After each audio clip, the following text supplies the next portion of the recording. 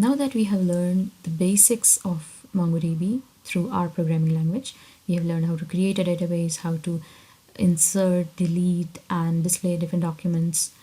So now let's learn how to insert the documents through the proper R programming way. So actually we will be using the data frames. Let's see how will we do it. So first of all, obviously we will import the library MongoLite, and then we will create a connection with our database using the function Mongo, as we discussed before in the previous video. And this function, as I told you before, this function has two arguments. The first one is the name of a collection. So this time let's keep the name of our collection as users. And the second argument is actually URL, and it has a particular format. So we will be following that.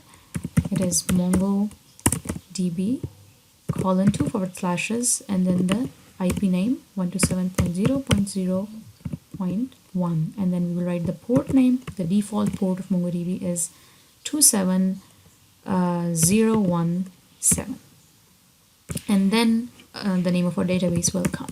So you can write whatever name you want to give to your database. After that, we have to insert some document in it. So to do that, let's first create a data frame. And to create a data frame, let's first create two vectors.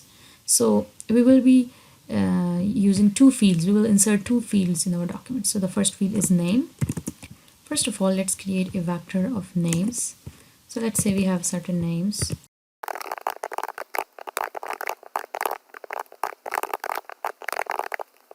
And then let's create another vector named age. So we have two vectors, name and age, and we'll add them in our data frame. Let's call it df, and we can do that. We have learned that before. We can do that by writing data.frame name, comma, age. We don't need two round brackets. So these are our two vectors, and using these two vectors we created this data frame here with the name df. Now let's insert this data frame in our database. So the name of the database object is m. We will write m $insert df. This will insert these documents in the database. So these are actually 5 documents. 2, 3, 4, 5, and these are 6. 1, 2, 3, 4, 5, 6. So these are 6. We should have one more. Let's see.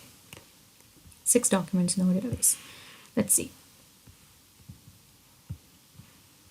Let's run our code and let's see what happened in Robo 3D. Let's refresh. We will open this.